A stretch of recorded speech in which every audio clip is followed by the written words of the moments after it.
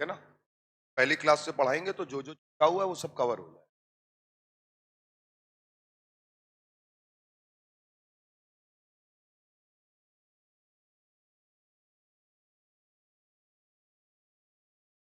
पहला पॉइंट लिखिएगा,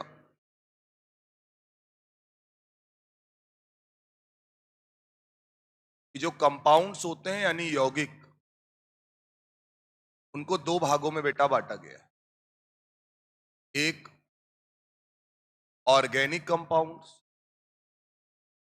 यानी कि कार्बनिक यौगिक, और दूसरा इनऑर्गेनिक कंपाउंड यानी कि अकार्बनिक यौगिक। दो पार्ट में डिवाइडेड है,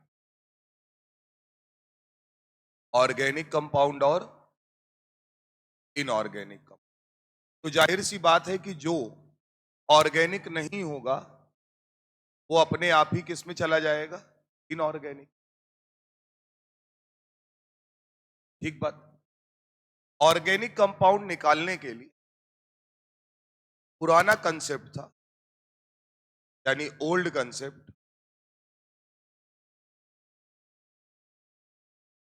कहा यह गया कि ऐसे कंपाउंड जो लिविंग ऑर्गेनिज्म से पाए जाते हैं, यानी जिंदा चीजों में, उन्हें क्या बोलते हैं, ऑर्गेनिक कंपाउंड। और उनको हम लैब में मैन्युअली बना नहीं सकते। पहला पॉइंट लिखिएगा, those compounds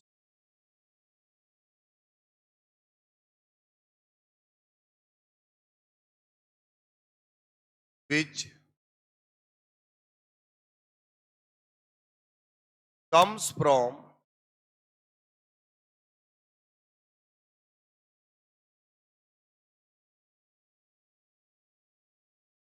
living organism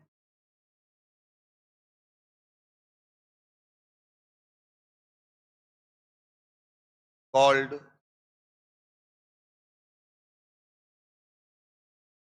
organic compound।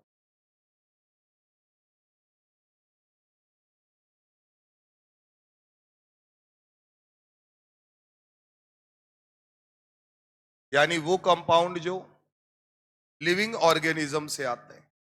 Living organism में बेटा दो चीजें, एक प्लांट और दूसरा एनिमल। यानी प्लांट और एनिमल से जो कंपाउंड निकल कर आते हैं उन्हें क्या बोलते हैं, ऑर्गेनिक कंपाउंड। तो हम इन्हें लैब में बना नहीं सकते।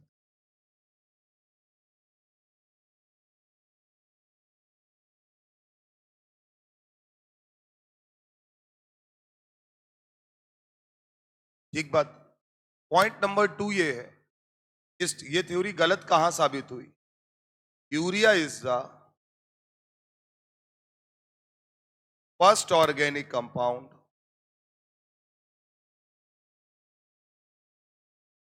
Urea is the first organic compound which formed in laboratory।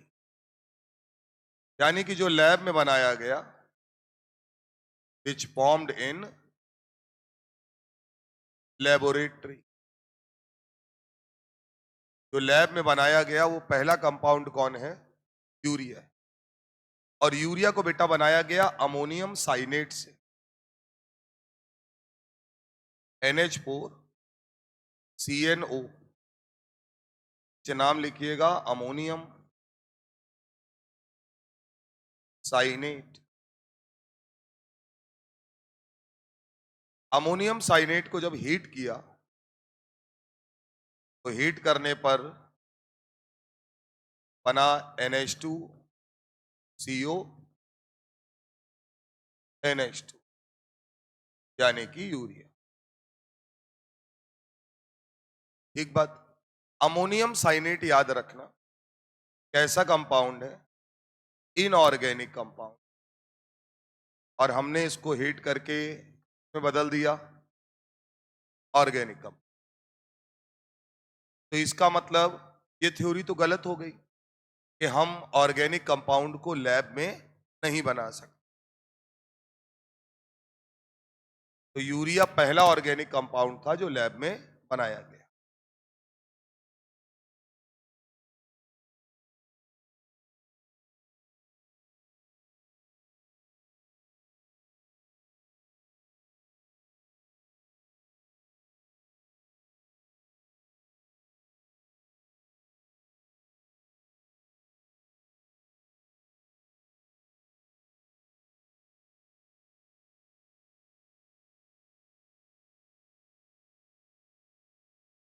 यहां तक क्लियर है? यहां तक बात समझ में आनी चाहिए। चला जाए। अब बात करते हैं नए कंसेप्ट की। यानी ये तो तय है कि लिविंग ऑर्गेनिज्म से केवल मिलने वाले कंपाउंड ऑर्गेनिक कंपाउंड नहीं होते हैं, हम उनको लैब में भी बना सकते हैं। और अमोनियम साइनेट को जब हीट किया गया तो पूछा जाता है अमोनियम साइनेट को हीट करने पर क्या बना?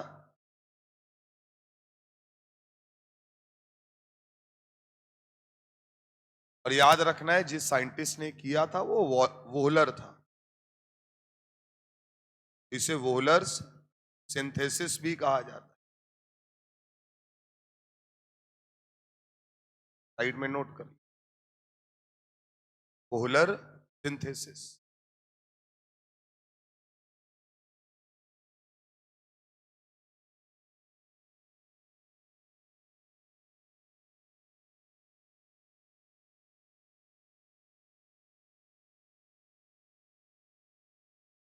एक बात। अब बेटा बात करते हैं मॉडर्न कंसेप्ट की।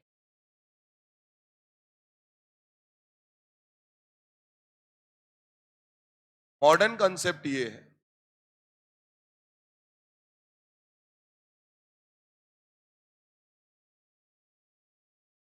कि कहा गया हाइड्रोकार्बन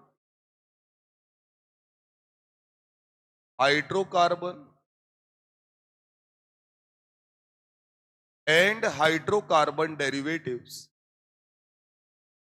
एंड हाइड्रोकार्बन डेरिवेटिव्स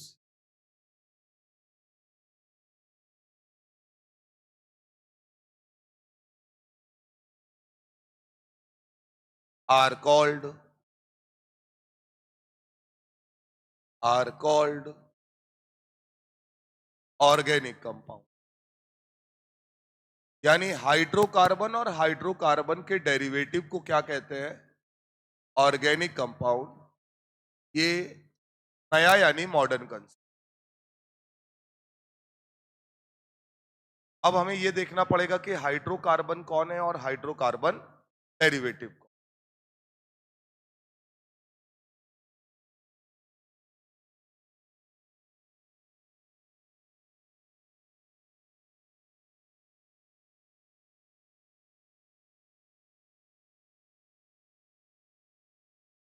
इसी में बेटा पहला पॉइंट लिखिए, हाइड्रोकार्बन।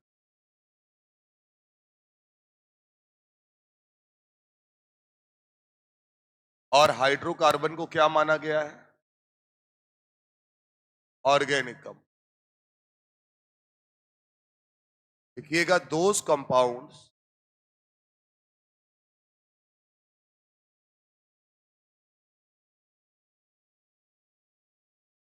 which contains only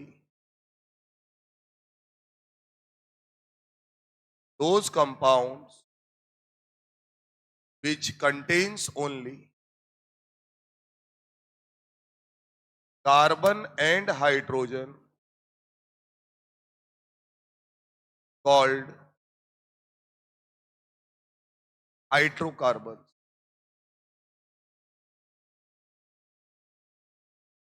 वो सारे कंपाउंड जिनमें केवल और केवल क्या पाया जाता है?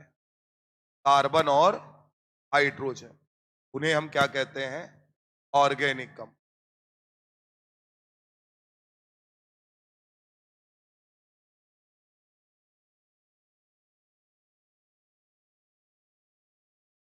एग्जाम्पल के तौर पे अगर बात करें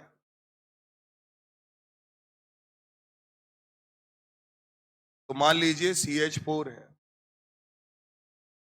C2H6 है, C6 H6 है, CH3 C, CH3 CH CH double bond CH2। ये सब के सब किसके एग्जाम्पल हैं? हाइड्रोकार्बन।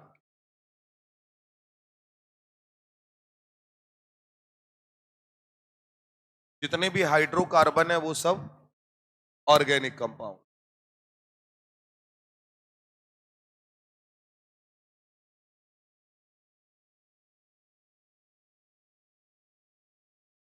अगला पॉइंट है हाइड्रोकार्बन डेरिवेटिव्स का।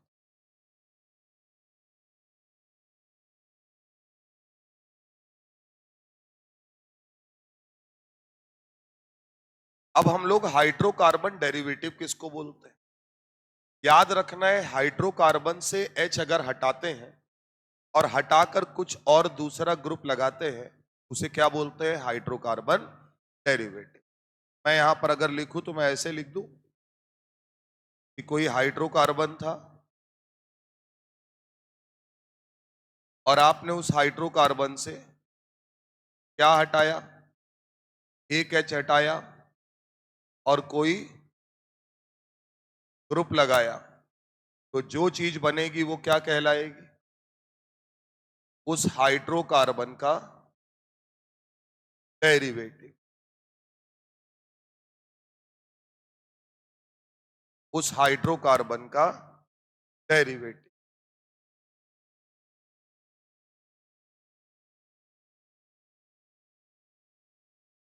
जैसे CH3 सिंगल बॉन्ड CH3 और यहां से हमने एक H हटाया और उसकी जगह OH लगा दिया, तो बेटा क्या बनेगा? CH3 CH2 OH। तो ये हाइड्रोकार्बन और ये उसका डेरिवेटिव। इसका मतलब हाइड्रोकार्बन भी क्या कहलाते हैं? Organic compound. और उसके डेरिवेटिव भी क्या होते हैं? ऑर्गेनिक। ठीक बात है।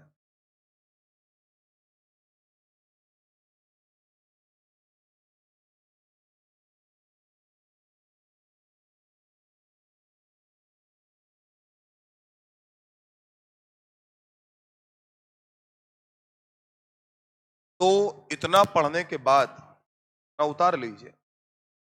अब अगर हम बात करें अपनी ट्रिक की, हम कैसे पहचानेंगे कि दिया गया कंपाउंड ऑर्गेनिक है या नहीं है? तो आपको याद रखना है, जितने भी ऑर्गेनिक कंपाउंड हैं, बिल्कुल ऐसे ही लिखिएगा, जितने भी ऑर्गेनिक कंपाउंड हैं उन सब में एक ही लाइन लिखी जा सकती है, carbon and hydrogen both must be present. उनमें क्या पाया जाना जरूरी है? कार्बन और हाइड्रोजन। अगर दोनों में से एक भी आदमी गायब हो गया तो फिर वो कंपाउंड ऑर्गेनिक नहीं कहलाता। ठीक बात है। और अगर दोनों हैं और साथ में कुछ और आया तो कोई फर्क नहीं पड़ता, फिर वो ऑर्गेनिक ही रहे।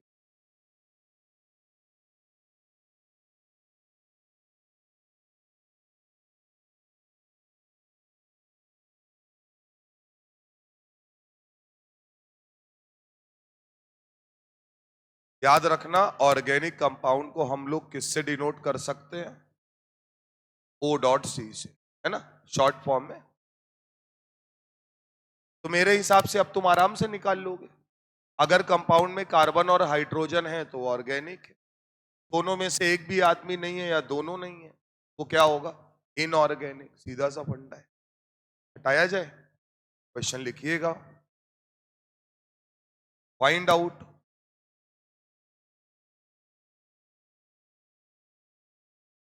Find out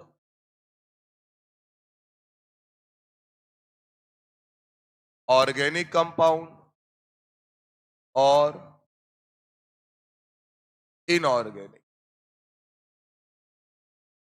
find out organic compound और इनऑर्गेनिक।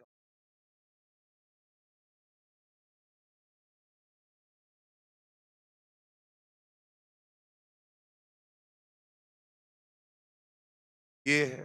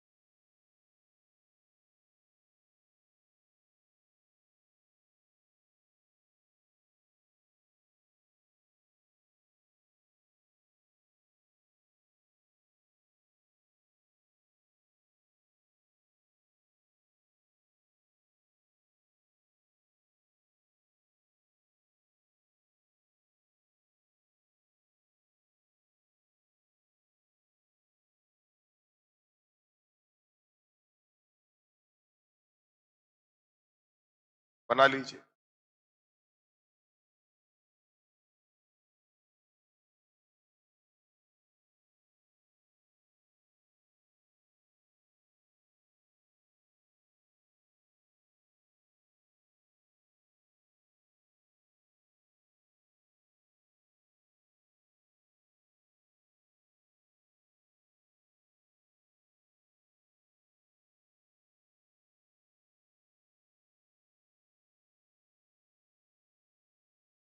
बताना है इसमें कौन कौन ऑर्गेनिक है और कौन कौन इनऑर्गेनिक। बस क्या ध्यान रखना, कार्बन हाइड्रोजन अगर दोनों है तो ऑर्गेनिक। एक चीज हम तुम्हें यहां से और पढ़ाते रहेंगे, फंक्शनल ग्रुप, है ना। पहले हम ऑर्गेनिक और इनऑर्गेनिक लिख दें। जरा बताओ, क्या कार्बन हाइड्रोजन दोनों है ऑर्गेनिक? कार्बन हाइड्रोजन दोनों, Cl है उससे कोई फर्क नहीं पड़ता। कार्बन हाइड्रोजन दोनों है ऑर्गेनिक। कार्बन हाइड्रोजन दोनों है, कार्बन हाइड्रोजन सब ऑर्गेनिक है। HNO3 हाइड्रोजन है लेकिन कार्बन नहीं है, इनऑर्गेनिक। कार्बन है लेकिन हाइड्रोजन नहीं है, इनऑर्गेनिक। कार्बन हाइड्रोजन दोनों है ऑर्गेनिक। कार्बन हाइड्रोजन दोनों है ऑर्गेनिक। कार्बन हाइड्रोजन दोनों है ऑर्गेनिक। क्लियर है मामला? यहां आते हैं, कार्बन हाइड्रोजन दोनों है ऑर्गेनिक। कार्बन हाइड्रोजन दोनों है ऑर्गेनिक। कार्बन हाइड्रोजन दोनों है, कार्बन हाइड्रोजन दोनों है। केवल हाइड्रोजन है, कार्बन नहीं है, इनऑर्गेनिक। 99% केसेस में तो आप आराम से निकल, तो नहीं बहुत नीट लेवल पे इसके ऊपर नहीं है।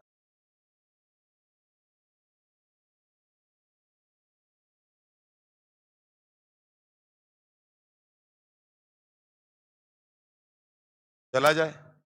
अब यहां पर अगर किसी कंपाउंड में केवल कार्बन और हाइड्रोजन पाए जाते हैं तो हम लोग उसे किस कैटेगरी में लेते हैं? एल्के। क्या बोलते हैं? एल्के। कार्बन हाइड्रोजन सिंगल बॉन्ड है और सीएल है तो हम लोग उसे बोलते हैं एल्किल, और हैलाइड बोलते हैं, यहां सीएल है इसलिए क्या बोलते हैं? अगर ओवेच ग्रुप कहीं लगा मिला तो नॉर्मल कंडीशन में हम इसे कौन सा फंक्शनल ग्रुप मानते हैं? एल्कोहल। अगर सीएचओ कहीं लगा हुआ मिला तो हम लोग इसे मानते हैं एल्डिहाइड। अगर सी डबल ओवेच ग्रुप कहीं मिला तो हम इसे बोलते हैं एसिड, बोलो या पूरा नाम बोलो तो कार्बोक्सिलिक एसिड। क्लियर है मामला?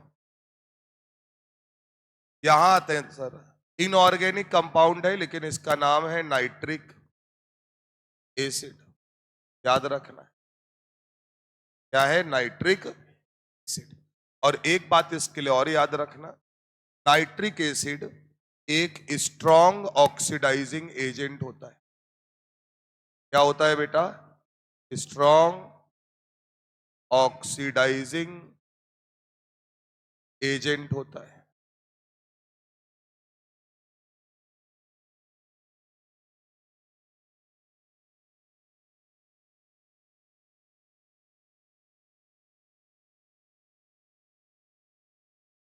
CO2, carbon dioxide. Carbon dioxide इसके लिए याद रखना ये एक एसिडिक नेचर की गैस है। किस नेचर की गैस है? एसिडिक नेचर की गैस। कोल्ड ड्रिंक में मिलती है सर, ध्यान रखना है।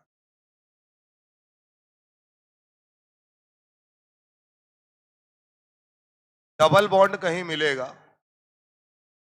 तो हम लोग इसको क्या मानते हैं? एल्कीन।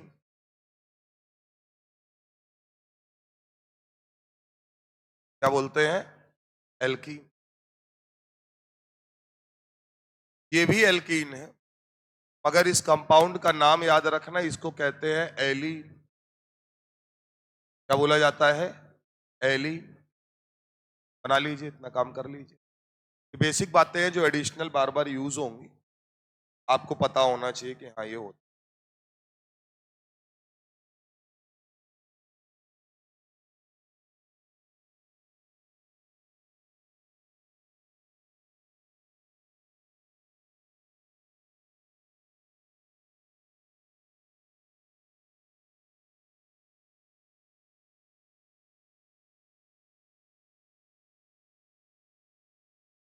चले, CH3 COOCH3। याद रखना C डबल बॉन्ड O, और इस ग्रुप को R बोलते हैं। R मतलब एल्किल। तो जब भी ये फंक्शनल ग्रुप आपको पूरा मिले, आपको कभी से गोला बना लेना, तो इसे हम बोलते हैं ईस्टर। कौन सा फंक्शनल ग्रुप है ये? ईस्टर। बना लो, C double bond OR, Easter group.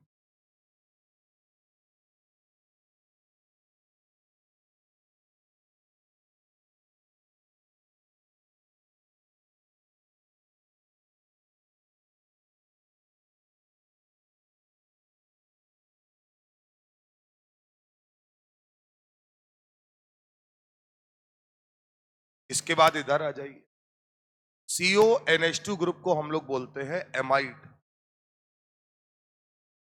कौन सा ग्रुप है? Amide group.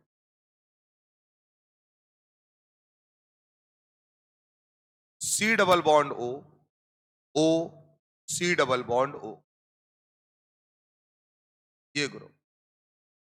ये ग्रुप कहलाता है एसिड एनहाइड्राइड। कौन सा ग्रुप कहलाता है? Acid anhydride.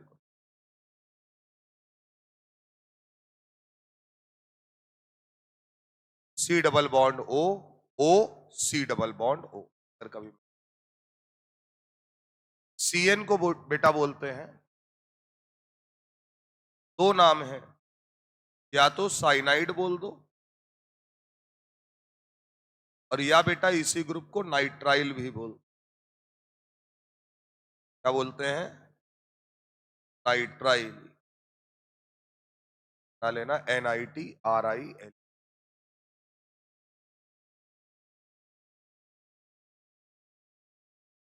कार्बन चेन के साथ कभी भी NH2 लगा हो तो इसे एमाइन ग्रुप बोलते हैं।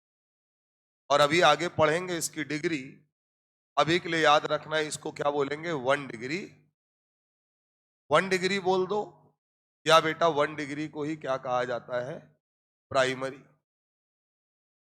क्या कहते हैं, प्राइमरी।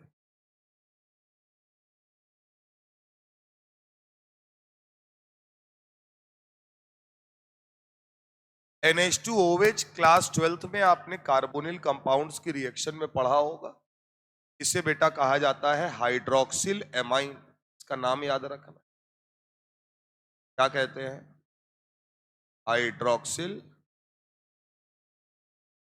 Amine group.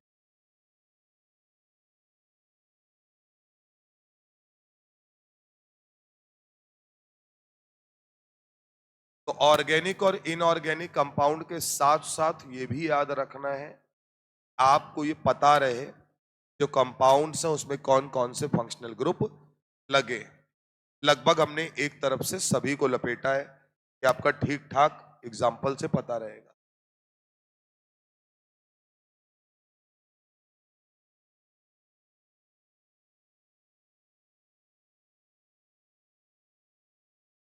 चला जाए, इतना मामला आपको घर जाके इसको याद भी रखना है, एक बार रिवाइज करिएगा इसको, है ना, ये काम आएगा पूरी केमिस्ट्री में।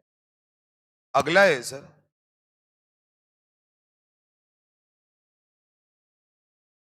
अगला पॉइंट है स्टेबल कोवेलेंसी, क्योंकि बिना कार्बन के कुछ होना नहीं है। Stable covalency of carbon, carbon की स्टेबल कोवेलेंसी कितनी होती है, 4। हिंदी मीडियम वाले इसको ध्यान रखें, स्थायी संयोजकता, यानी कार्बन कितने बॉन्ड बनाने के बाद अपने आप को स्थायी यानी स्टेबल मानता है, कितनी है वो, 4 है।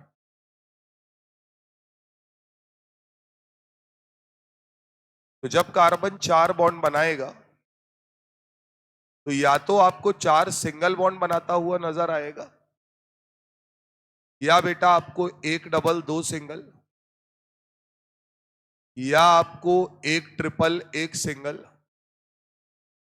और या आपको 2 double bond. 4 single bond, 1 double 2 single, 1 triple 1 single, या 2 डबल बॉन्ड। 4 प्रकार का कार्बन आपको दिखेगा।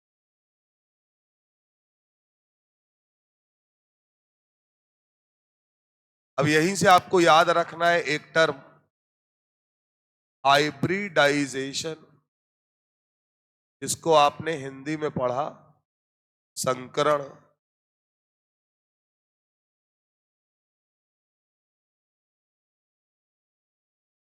क्या पढ़े बेटा, संकरण।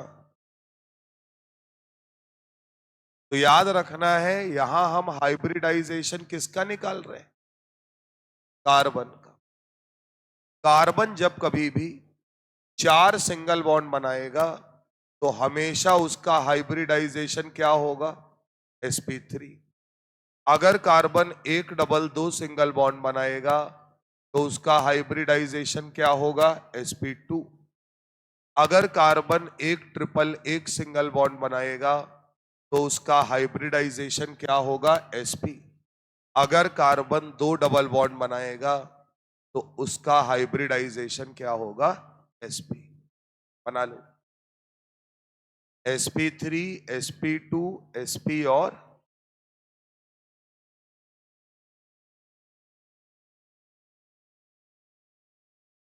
अगला पॉइंट इसी में आता है, ये कुछ पॉइंट्स हैं बार बार यूज होंगे। अगला पॉइंट आता है बॉन्ड एंगल, यानी बंध कोण। जो बॉन्ड है उनके बीच में क्या एंगल है। तो जब कार्बन 4 सिंगल बॉन्ड बनाता है तो ये जो बॉन्ड के बीच का एंगल है ये कितना है, 109 डिग्री 28 मिनट। याद रखना है 109 डिग्री 28 मिनट। यहां आते हैं, ये बॉन्ड एंगल 120 डिग्री, कितना आएगा 120। यहां आते हैं, ये बॉन्ड एंगल 180 डिग्री, ये बॉन्ड एंगल 180 है। और ऐसे ही जब ये दो डबल बॉन्ड बनाएगा एक साथ तो भी बॉन्ड एंगल 180। ये याद रखना है, बार बार पूछा जाएगा तो आप बता पाओगे। 180। तीसरे नंबर पर आती है इनकी ज्योमेट्री। ज्योमेट्री मतलब कि किस प्रकार का देखने में लग रहे हैं, यानी इनकी ज्यामिति क्या है।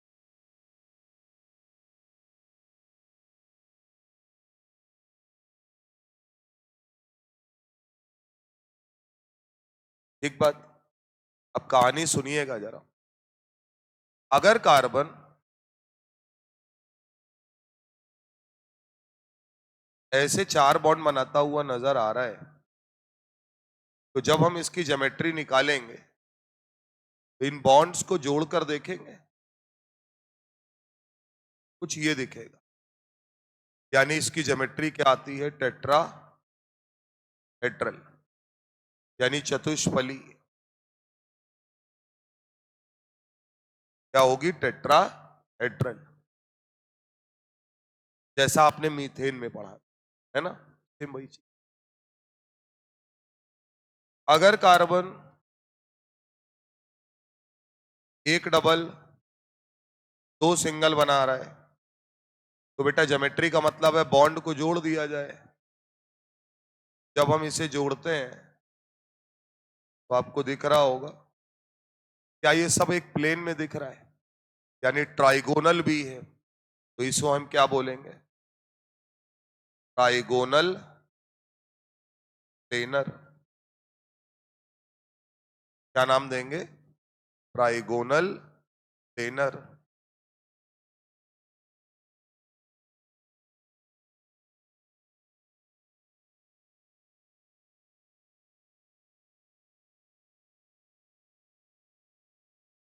यहां आपको दिख ही रहा होगा सब कुछ सीधा मामला है, इसलिए ज्योमेट्री क्या बोलेंगे, लीनियर।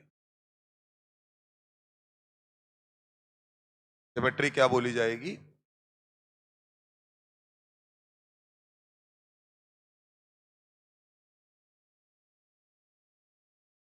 तो ये पन्ना ये बताता है कि अगर कार्बन कहीं भी मुझे 4 सिंगल बॉन्ड बनाता नजर आ रहा है तो उसका हाइब्रिडाइजेशन sp3, उसका बॉन्ड एंगल 109 डिग्री 28 मिनट और उसकी ज्योमेट्री टेट्राहेड्रल हो। अगर कार्बन एक डबल दो सिंगल बनाता नजर आ रहा है तो उसका hybridization sp2, bond angle 120 degree और ज्योमेट्री ट्राइगोनल प्लेनर होगी। अगर कार्बन एक ट्रिपल एक सिंगल बॉन्ड या कार्बन दो डबल बॉन्ड बनाता नजर आ रहा है तो वहां पर बॉन्ड उसका हाइब्रिडाइजेशन sp ही रहेगा दोनों में, बॉन्ड एंगल 180 ही रहेगा और ज्योमेट्री दोनों में। क्लियर है मामला, यहां तक किसी प्रकार की कोई समस्या, हटा दें। अगला पॉइंट लिखिएगा, एक एक करके सारी बातें लिख रहे हैं जिनकी जरूरत पड़ेगी। Hydrogen always form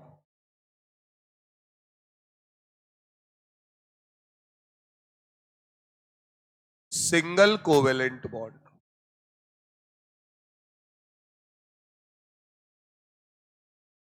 single covalent bond. Organic compound में हम लोग बात कर रहे हैं, जितने भी ऑर्गेनिक कंपाउंड होंगे हमें हाइड्रोजन हमेशा कैसा बॉन्ड बनाता हुआ दिखेगा? सिंगल।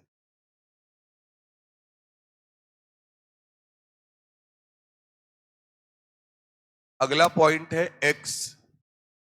एक्स मतलब F, C L, B R और आई, यानी कि halogen. Halogen always form, always form single bond.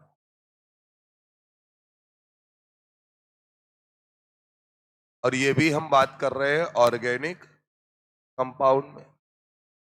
जितने भी ऑर्गेनिक कंपाउंड हैं, हमें कभी भी अगर F, C L, B R या आई दिखता है तो हम आंख बंद करके ये मानेंगे कि वो लोग हमेशा कौन सा बॉन्ड बना रहे हैं? Single bond. ठीक बात है।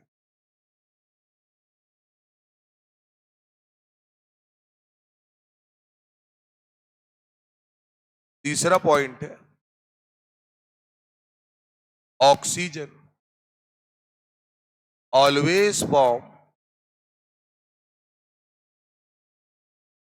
ऑलवेज मतलब यहां एक ट्रिपल बॉन्ड भी होता है, बट हम बात कर रहे हैं मॉलिक्यूल की, तो हम आयन की बात नहीं कर रहे। Oxygen always form two covalent bond. कितने कोवेलेंट बॉन्ड बनाएगा? दो बनाएगा। Always form two covalent.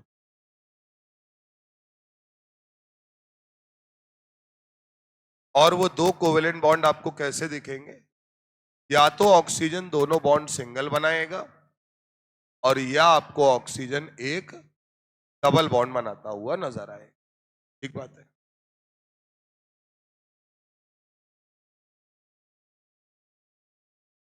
Nitrogen always form three covalent bond.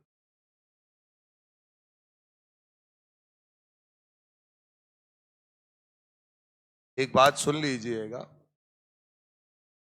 आप इस बात से परेशान मत होइएगा कि सर आप तो बोल रहे हैं कि oxygen always form two covalent bond, ये हम मॉलिक्यूल में बात कर रहे हैं, लेकिन हम लोगों ने पढ़ रखा है H3O+। क्यों भाई? ये क्या है? H3O+। तो बेटा ये आयन है, मॉलिक्यूल। क्लियर है मामला? ये ध्यान रखना है। इसे एक्सेप्शन के रूप में साइड में लिख लो। अगर कभी ऑक्सीजन को तीन बनाने भी होंगे तो फिर वो स्टेबल नहीं रहेगा है ना। इसको हम लोग बोलते हैं, नाम याद रखना, H3O+ को आप पढ़ते थे हाइड्रोनियम आयन। Hydronium ion.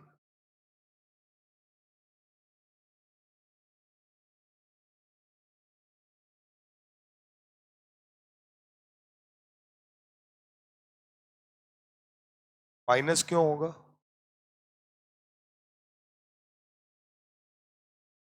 कौन डोनेट करेगा? प्लस होता है बेटा। वो OH- अलग है, H3O+ अलग है ना।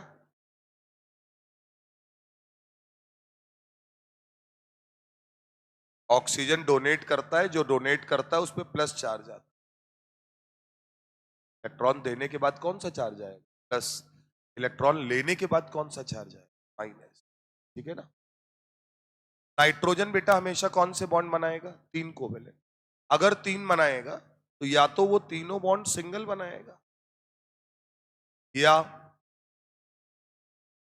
एक डबल एक सिंगल, और या ट्रिपल बॉन्ड एन बनाए। बना लीजिए। या तो नाइट्रोजन तीन बॉन्ड सिंगल बनाए, या एक डबल एक सिंगल, और या एक ट्रिपल बॉन्ड एन बनाए।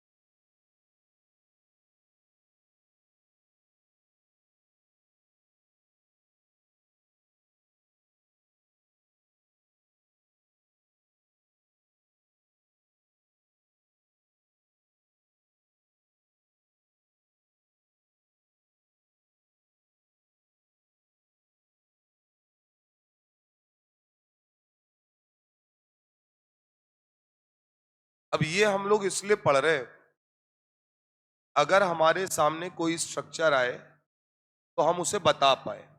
जैसे मान लो मेरे सामने लिखा है CH3 CH2 Cl, तो ये जो फॉर्म लिखी है ये कौन सी फॉर्म है?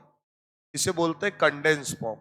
कंडेंस फॉर्म का मतलब हमने चीजों को छुपा के लिखा है, यानी हमें सारे बॉन्ड नजर नहीं आ रहे। इस फॉर्म को हम लोग क्या बोलते हैं? एनसीईआरटी में दिया भी हुआ है, इसे क्या बोला जाता है? Condensed form. अब अगर हम इसे सिंपल फॉर्म में कन्वर्ट करना चाहते हैं तो अब कहानी को सुनिएगा। कार्बन कितने बॉन्ड बनाता है? 4। बिना 4 बनाए आगे बढ़ेगा नहीं। हाइड्रोजन के साथ वो कौन सा बॉन्ड बनाएगा? सिंगल। तो कार्बन हाइड्रोजन के साथ कौन सा बॉन्ड बनाएगा? सिंगल।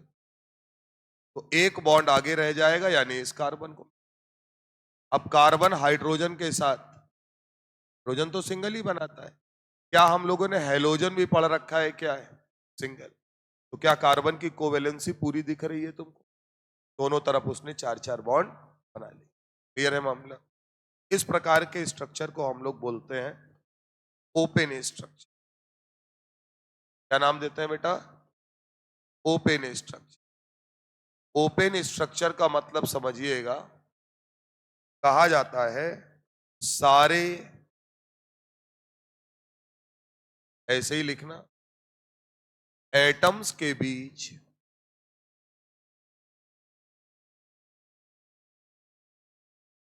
बॉन्ड नजर आना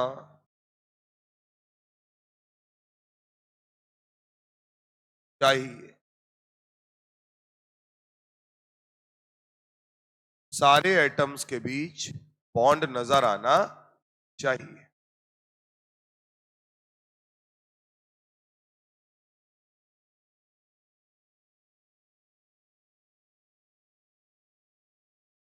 सारे एटम्स के बीच बॉन्ड नजर आना चाहिए।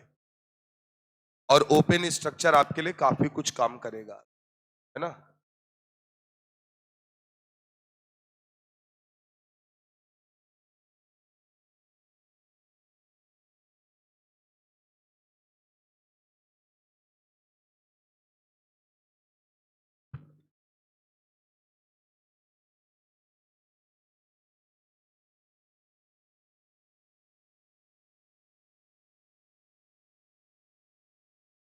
तो अगर हम आपको बोले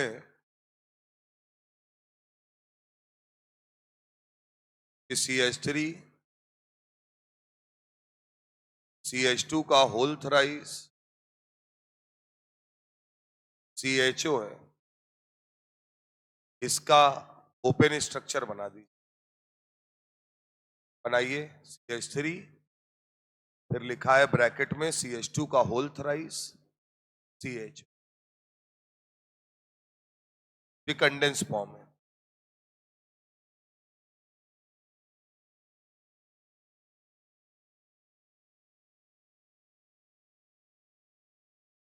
आया? बस एक बात याद रखना कि जब कार्बन बनाओ तो अगले कार्बन की चारों वैलेंसी पूरी होनी चाहिए, बॉन्ड चाहे जैसा बनाओ। तो अगर हम यहां बात करें तो इधर देखो, CH3 का मतलब 3 सिंगल बॉन्ड, CH2 का मतलब 2, CH2 का मतलब 2, CH2 का मतलब फिर 2। तो क्या जितने कार्बन है सबके चारों बॉन्ड नजर आ रहे हैं? लास्ट में आया CHO। परेशान नहीं होना है। कार्बन ने हाइड्रोजन के साथ तो सिंगल ही बनाया, अब ऑक्सीजन के साथ 2 बना सकता है, या 2 सिंगल या 2 एक डबल। तो उसको तो अकेले बनाना है, तो ऑक्सीजन के साथ क्या बनाना पड़ेगा? Double bond. और कल को अगर कोई पूछे कौन सा फंक्शनल ग्रुप यहां प्रेजेंट है, भी पीछे पढ़ के आए हो, कौन सा ग्रुप है? एल्डिहाइड। क्लियर है मामला? बना लीजिए।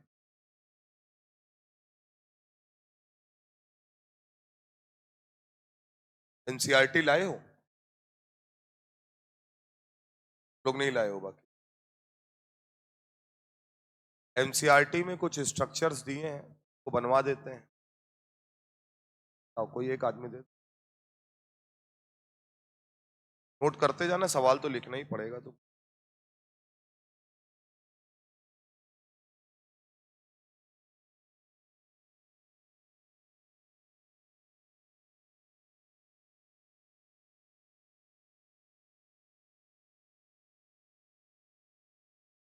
चलें,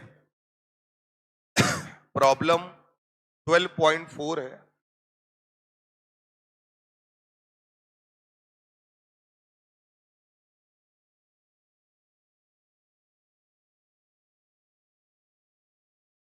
यूनिट नंबर 12 में है organic chemistry some principle and techniques. लिखा है अगर हमारे पास कुछ कंप्लीट मतलब कंडेंस फॉर्म है, यानी यहां उन्होंने दिया है कौन सी फॉर्म, कंडेंस फॉर्म दी है, और बोल रहे हैं कि बेटा उसको कन्वर्ट कर दो किसमें, कंप्लीट, इन्होंने जो नाम दिया है कंप्लीट स्ट्रक्चरल फॉर्म, जिसको हम लोग अपनी भाषा में क्या नाम दे रहे हैं, ओपन स्ट्रक्चर। बात है ना? बना लीजिए कॉपी में, दो सवाल दिए हैं, दोनों करके दिखाइए। जैसे लिखा है मैं वैसे ही लिख दे रहा हूं, CH3 CH2 CO CH2 CH3। दूसरा है CH3 CH double bond CH CH2 का फुल थ्राइस CH3।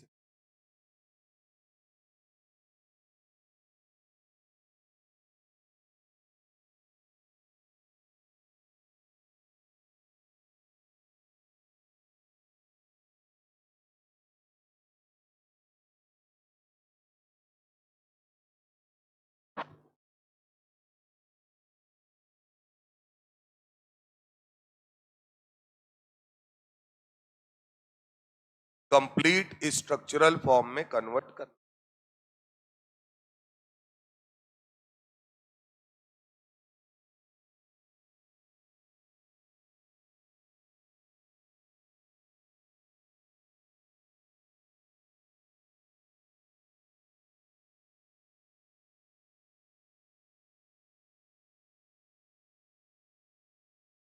आराम से कर लोगे, कार्बन की वैलेंसी 4 मान के करना, बस हो जाए। अगर आपने यहां से बनाया होगा तो आप एक एक कार्बन को लेके चलो। अगर मैं बात करूंगा तो इस कार्बन के लिए 3H, फिर आगे आए CH2, फिर आगे CO डबल बॉन्ड हो, फिर CH2 और फिर CH3। समझ में आ रहा है तुमको? H है, सिंगल बनाते जाओ, और बस एक बार पीछे मुड़ के देख लो कार्बन ने चारों बॉन्ड सिंगल बनाए हैं या नहीं बनाए। इधर आओ बेटा, CH3 हो गया, फिर आगे आए CH, ये CH है, फिर डबल बॉन्ड CH, फिर आगे CH2 CH2 CH2 और CH3। ये है मान।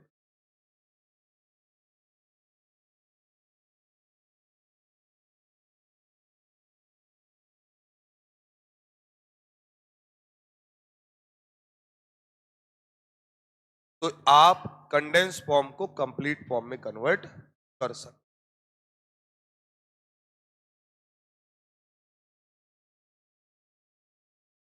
अगला है जिसके बिना आपका काम नहीं चलेगा और जिसका नाम है बॉन्ड लाइन स्ट्रक्चर। क्या है? Bond line. आया जाए। अगला फॉर्म है दोस्त bond line structure.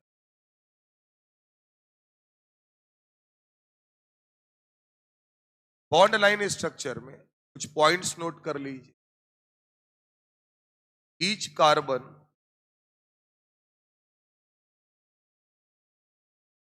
represent as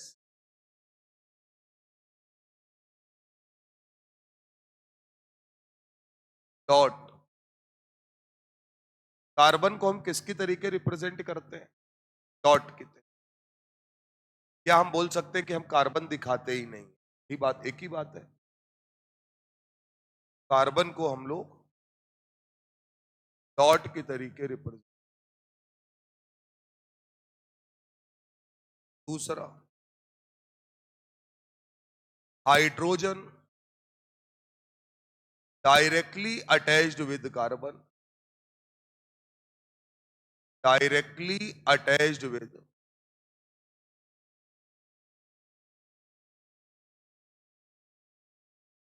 carbon, not represented, not represented. Hydrogen carbon के साथ डायरेक्टली जुड़ा है तो हम उसे रिप्रेजेंट नहीं करते, आते नहीं है बॉन्ड लाइन। तीसरा, कार्बन चेन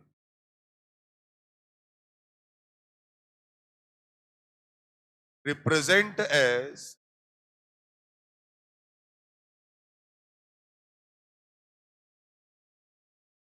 zigzag फॉर्म, टेढ़ा मेढ़ा।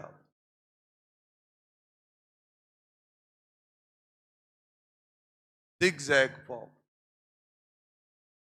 कार्बन चेन को हम रिप्रेजेंट करते हैं zigzag के रूप।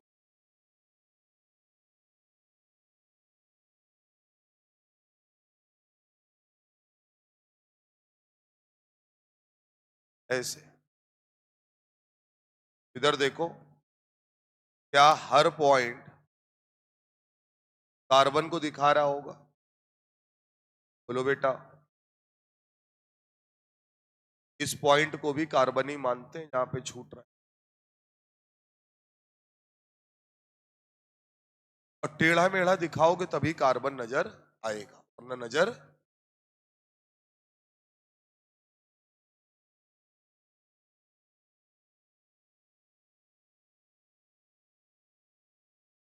चौथा और सबसे इंपॉर्टेंट पॉइंट जो आपके सवाल को गलत करा, बिना इसके काम चलेगा। इन बॉन्ड लाइन स्ट्रक्चर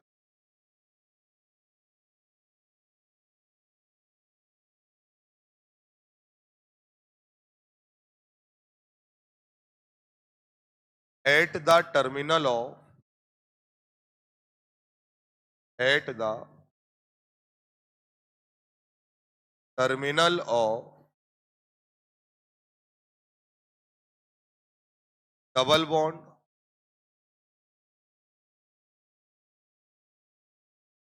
और ट्रिपल बॉन्ड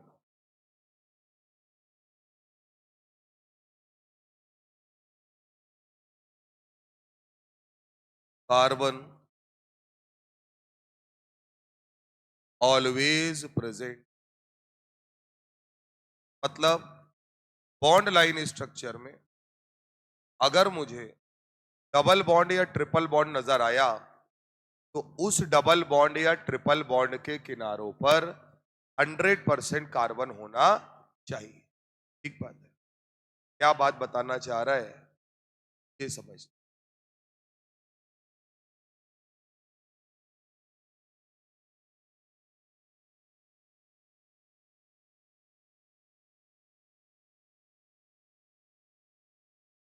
बना लीजिए इसको। और आपको बताना है टोटल कार्बन कितने।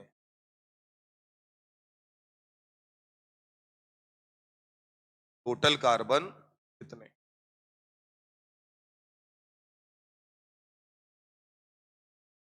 7 है।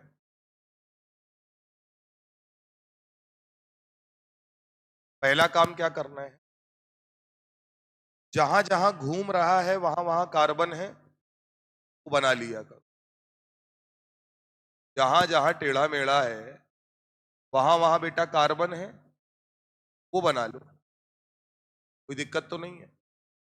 अब हमको ये बताओ, आखिरी पॉइंट क्या कह रहा है कि अगर बॉन्ड लाइन स्ट्रक्चर है तो बॉन्ड लाइन स्ट्रक्चर के टर्मिनल यानी किनारे पर क्या पाया जाएगा, डबल बॉन्ड या ट्रिपल बॉन्ड अगर है तो वहां हमेशा क्या होगा, कार्बन होगा। तो क्या डबल बॉन्ड के किनारों पर कार्बन है, क्या ट्रिपल बॉन्ड के किनारों पर कार्बन है, नहीं, किनारों पे कहां है, बहुत दूर हो गया। यानी यहां पर और यहां पर कार्बन छुपा है या नहीं छुपा। यहां आइए, क्या डबल बॉन्ड के किनारों पर कार्बन है, एक किनारे पर है लेकिन दूसरे किनारे पर, बात समझ में आ रही है कि नहीं। ये छुपे हुए कार्बन भी आपको ढूंढने आने चाहिए। एक बात कि कहा जाता है कि कोई भी डबल बॉन्ड या ट्रिपल बॉन्ड कभी भी हवा में बनाया, ठीक बात है। कितने कार्बन है, 1 2 4 5 6 7 8 9 10, बिल्कुल।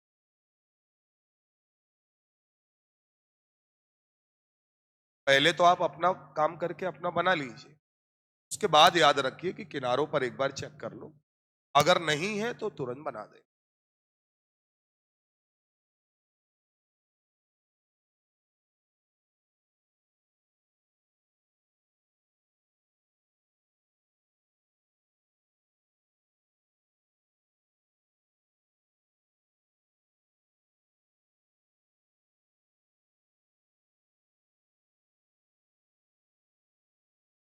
चला जाए। अब एनसीईआरटी ने प्रॉब्लम नंबर 12.5 में है इसको, यहां तक क्लियर।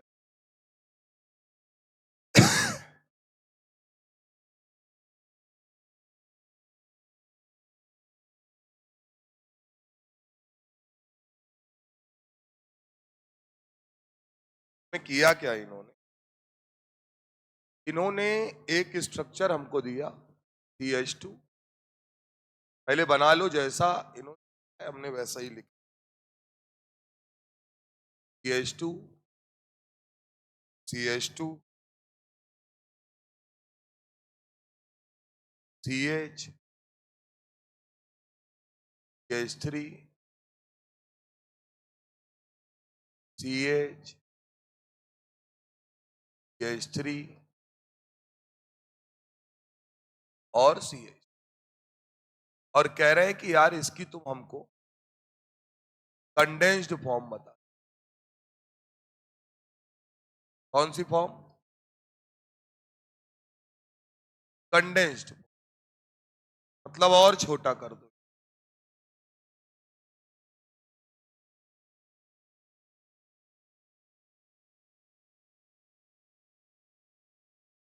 अब एक बात याद रखना, कंडेंस फॉर्म का मतलब ये होता है कि जो चीज कॉमन है उसको एक जगह लिख लिया।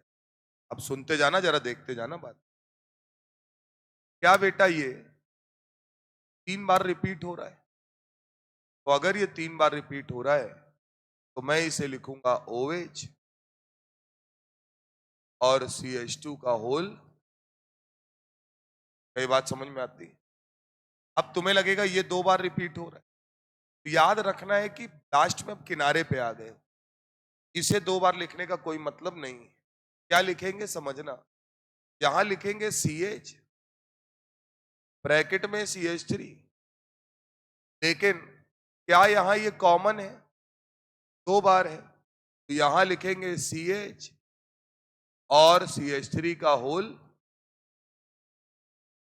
क्लियर है मामला? ध्यान रखिएगा, बना लीजिए।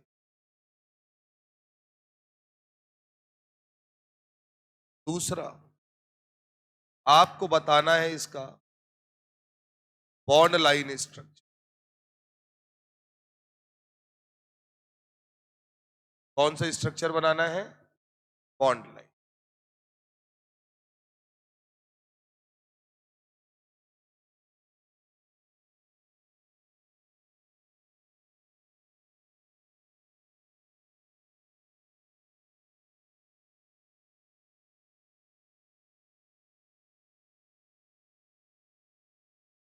अब बॉन्ड लाइन स्ट्रक्चर बनाने का तरीका समझो, इधर देखो। जो भी ये CH3 है ना ब्रैकेट में, ये हमेशा कोने में आएंगे। तो इसका मतलब है कितने कार्बन है जो एक साथ चलेंगे? 1 2 3 4 5 6 कार्बन तो होंगे ही होंगे। बोलो बेटा। इसका मतलब हम सबसे पहले अपने स्ट्रक्चर को ऐसा बनाएं कि हमें कितने कार्बन दिखें? 1 2 3 4 5। क्या बात समझ में आ रही है? यहां आपको कितने कार्बन दिखने? 6 कार्बन दिख, 6 बना लीजिए। पहले वाले कार्बन से क्या जुड़ा है? OH। अगर हमें ये कार्बन दिखाना है तो हमें यहां OH लगा देना पड़ेगा। बोलो भैया, हमें यहां पर क्या लगाना पड़ेगा? OH लगा देना पड़ेगा।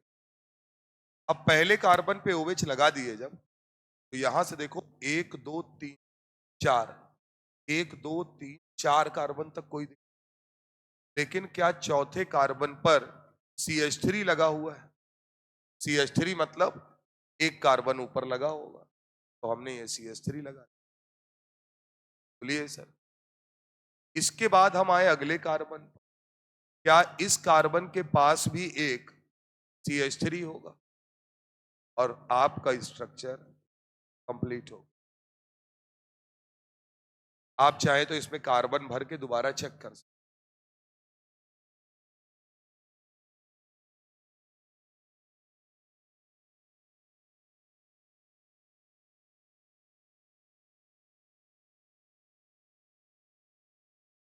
कार्बन भर के दोबारा चेक कर सकते।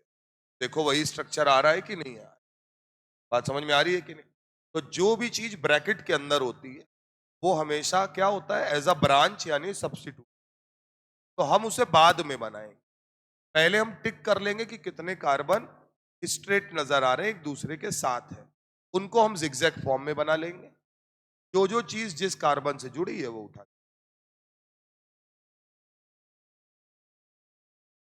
अगला है सर, सेम कहानी है। इस बार आपको दिया है C triple bond N CH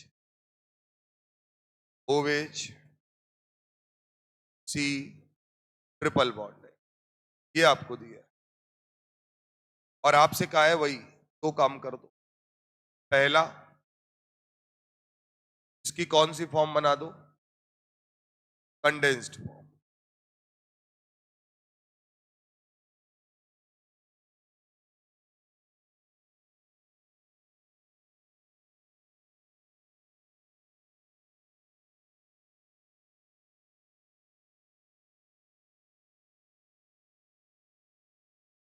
condense form बहुत सिंपल है, बना लो जरा। जो चीज कॉमन है उसको एक साथ लिख देंगे। इधर देखो, क्या ये कार्बन बीच वाला है? इसके दोनों तरफ क्या जुड़े हैं? 2 CN। तो क्या मैं इसको ऐसे लिख दूं? CH OH और CN का होल। क्या बात समझ में आती है या नहीं है?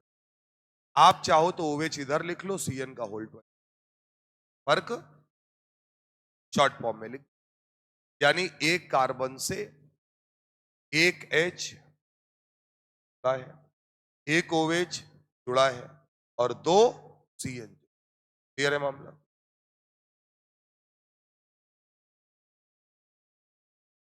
इसी में अगली कहानी है, कंडेंस फॉर्म हो गई। अब इसी का bond line structure. Bond line में कार्बन नजर नहीं आना चाहिए। बॉन्ड लाइन में कार्बन से जुड़ा हाइड्रोजन नजर नहीं आना चाहिए। कार्बन चेन टेढ़ी मेढ़ी बनी होनी।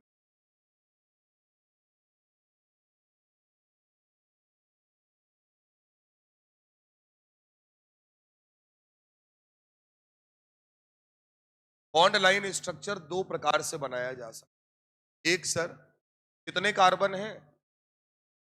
3 कार्बन को तो ऐसे बनाओगे टेढ़ा मेढ़ा, और बीच वाले कार्बन पे क्या लगा है?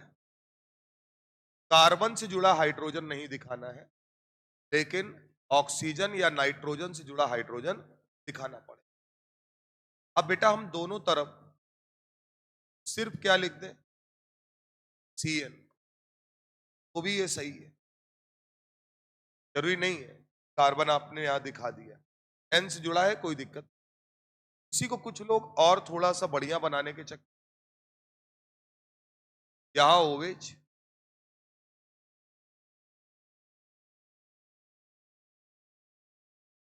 क्या ये समझ में आ रहा है तुमको? तो बेटा हम लोगों ने इसे ट्रिपल बॉन्ड N दिखा, क्या छुपा दिया? कार्बन छुपा। ठीक बात है। ये इसका खतरनाक वर्ष।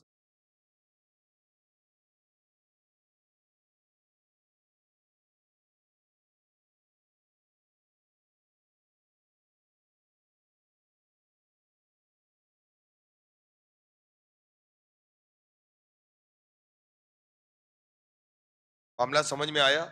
या तो CN करके भी लिख सकते हैं, और या कार्बन छुपाकर भी लिखा जाए।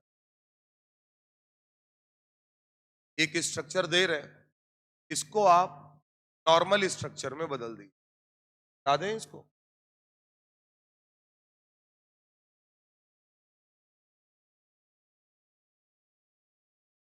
NCERT का स्ट्रक्चर है।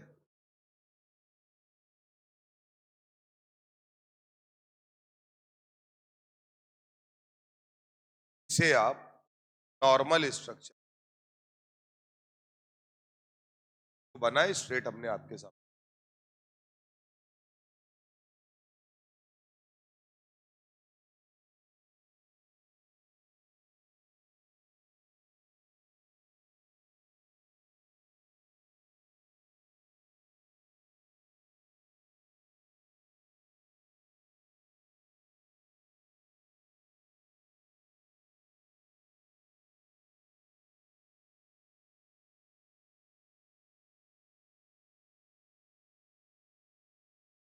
बोलो भाई,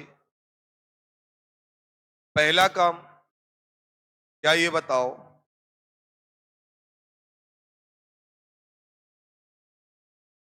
ट्रिपल बॉन्ड के किनारों पर कार्बन होगा, पढ़ाया था। जहां जहां ये मुड़ रहा है वहां भी कार्बन होगा। डॉट बना लो पहले, सब बना लिया? अब बेटा हर डॉट को रिप्रेजेंट कर दो कार्बन। क्या ये सब कार्बन है? बोलो बेटा, अब तो हमें सब दिखाना पड़ेगा ना। आओ, कार्बन कितने बॉन्ड बना रहा है? 3। इसका मतलब इसके पास कितना H होगा? बॉन्ड बना के दिखा। कार्बन के चारों बॉन्ड पूरे। ये कार्बन 2 बॉन्ड बना रहा है, मतलब कितने H? ये कार्बन 3 बॉन्ड बना रहा है, तब ठीक है। और ये कार्बन 1 बॉन्ड बना रहा है, मतलब कितने H? क्लियर है मामला? याद रखिएगा, जब अगले टर्न पे आइएगा तो NCERT को लेकर आना है। बात समझ में आ रही है? आज जितना पढ़ाया है इसको बढ़िया से रिवाइज कर लेना।